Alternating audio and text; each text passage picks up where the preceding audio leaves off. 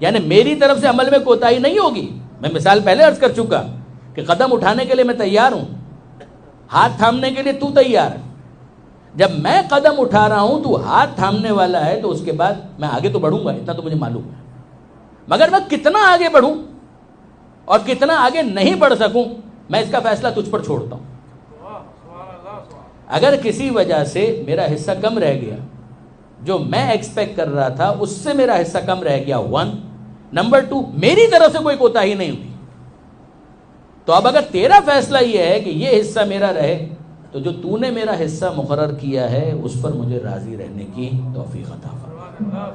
اب میں حاسد نہ بن جاؤں, اب میں جیلس نہ ہوں, اس لیے کہ میں دیکھوں گا کہ دوسرے بہت سارے افراد ہیں وہ آگے بڑھ گئے ہیں, مجھے نہیں معلوم ہے کہ تو نے راضی ہو کر دیا ہے یا کوئی آزمائش ہے. بہت توجہ کیجیے گا, مجھے نہیں معلوم ہے کہ تو نے جو اسے دیا ہے تو اس سے راضی ہو کر تو نے دیا, یا تو نے اس کی کوئی آزمائش خاص اس کے لیے رکھی ہے جس آزمائش سے مجھے دور رکھا. یہ تو میدان قیامت میں جب رزلٹ آؤٹ ہوگا تب پتا چلے گا کہ ہر ایک کا کوشچن پیپر کیا تھا. ہر ایک کا کوشچن پیپر سیم نہیں ہے برادران عزیز. اسی لیے پروردگار فرماتا ہے لا تتمنوا ما فضل اللہ بہ بعضکم علی بعض, کہ اگر تم دیکھو کہ بعض کو کسی خاص چیز کے اندر خدا نے زیادہ دیا ہے تو تمنا کر کر کے اس کے لیے اپنے آپ کو ہلکان مت کرو.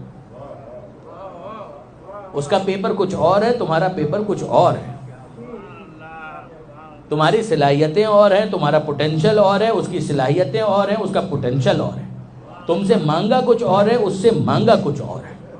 تم خدا سے مانگو اور بے شک مانگو, مگر مانگتے مانگتے اس بات کو ذہن میں رکھو کہ آخر میں جو خدا نے تمہارا حصہ مقرر کیا ہے, پھر یاد رکھیے گا یہ 2 پوائنٹس, کہ ایک رزلٹ وہ نہیں آیا کہ جو میں انٹیسپیٹ کر رہا تھا, میں ایکسپیکٹ کر رہا تھا, اور دوسری چیز میری طرف سے کوئی کوتاہی نہیں ہوئی, میری طرف سے کوئی کمی نہیں رہ گئی. یہ نہ ہو کہ انسان اپنی سستی کو خدا کی مرضی کہہ کر اس پر پردہ ڈالنے کی کوشش کرے, یہ نہ ہو. اگر کوتاہی اس بندے کی طرف سے, وہ محنت کرنے کے لیے تیار نہیں اور وہ کہے کہ ہاں جو خدا کی مرضی, یہ کیا بات ہوئی؟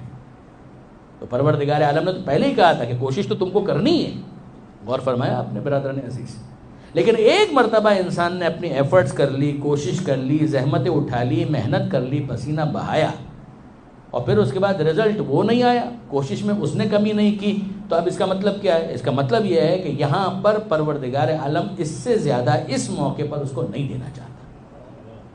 وہ یہ کہے کہ انت جعلنی بقسمک راضیا قانعا, کہ پروردگار جو حصہ تو نے میرا مقرر کیا ہے اس پر مجھے راضی رہنے کی توفیق عطا فرما. یہاں پر آئیے 8ویں امام کا یہ جملہ سنیے. اس موقع پر جن کے نام کا حصہ بن گیا رضا, یعنی وہ کتنا خدا سے راضی ہوگا کہ اس کے نام کی جگہ ہم اس کو رضا کے نام سے جانتے ہیں. وہ رضا, امام رضا علیہ السلام, انہوں نے رضایت پروردگار کو سمجھانے کے لیے ایک عجیب جملہ کا, اور انصافاً مجھے بہت فیسینیٹ کرتا ہے. ایک تو طالب علم کی حیثیت سے میں تو اپنے تجربات آپ کے ساتھ شیئر کر رہا ہوں.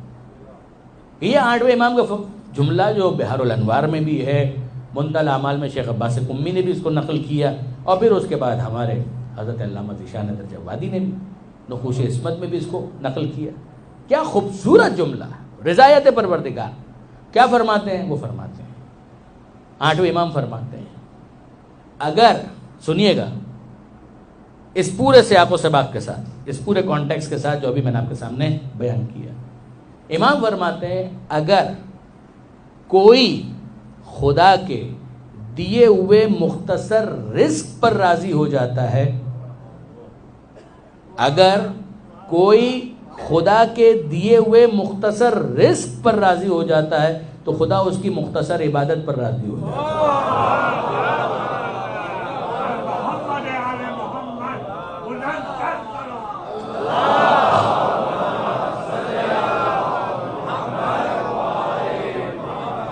برادران عزیز, انصافاً میں آپ سے عرض کرتا ہوں کہ $1 ملین کا اگر کوئی جملہ ہو سکتا ہے تو یہ, قیمت تو لگائی نہیں جا سکتی, پرائس لیس, لیکن یقین جانیے برادران عزیز, انتہائی قیمتی جملہ. امام فرماتے ہیں کہ بھئی تم خدا کے ساتھ ڈیل کیوں نہیں کرتے؟ ایک علی نے ڈیل کی تھی کہ اپنے نفس کو بیچا تھا, مرضی پروردگار کو خرید لیا. نفس کو بیچا علی الاطلاق, مرضی پروردگار کو خریدا ایبسولوٹلی علی الاطلاق. تم ایک کام کرو, تم علی الاطلاق نہ صحیح ایک خاص کموڈیٹی کو ایکسچینج کر لو. تم کیا ایکسچینج کرو کہ خدا اگر رزق دیتا ہے تمہیں کم لگتا ہے، وہ کم ہوتا نہیں ہے. اگر تمہیں بظاہر کم لگتا ہے تو تم ایک کام کرو، اپنے نفس کو آمادہ کرو کہ وہ اس کم رزق پر راضی ہو جائے. اگر تم اپنے نفس کو آمادہ کر لو گے اس کم رزق پر راضی ہونے پر، تو خدا تم سے وعدہ کرتا ہے کہ وہ تمہاری عبادتوں کے جو واقعاً کم ہیں، تم جتنی بھی کر لو وہ عبادتیں کم ہیں. ذرا غور کیجئے گا، میں نے عرض کیا تھا وہ رزق جو تمہیں کم لگتا ہے وہ کم نہیں ہے، لیکن جو تمہیں کم لگتا ہے اس پر تم راضی ہو جاؤ تو تمہاری عبادتیں جو واقعاً کم ہیں اس پر خدا راضی ہو جائے گا. کوئی بات نہیں، میرا بندہ ہے، میں اس کی اس عبادت کے اوپر بھی راضی ہو جاتا ہوں. آپ نے غور فرمایا برادران عزیز؟ 8ویں امام کا یہ جملہ اگر ہو سکے، آپ انٹرنیٹ کے اوپر جائیے، کتاب کے حوالے بھی میں نے آپ کو دیے، اس پر دیکھیے. یہ وہ جملہ ہے کہ جس کو فارورڈ کرنا چاہیے انصافی.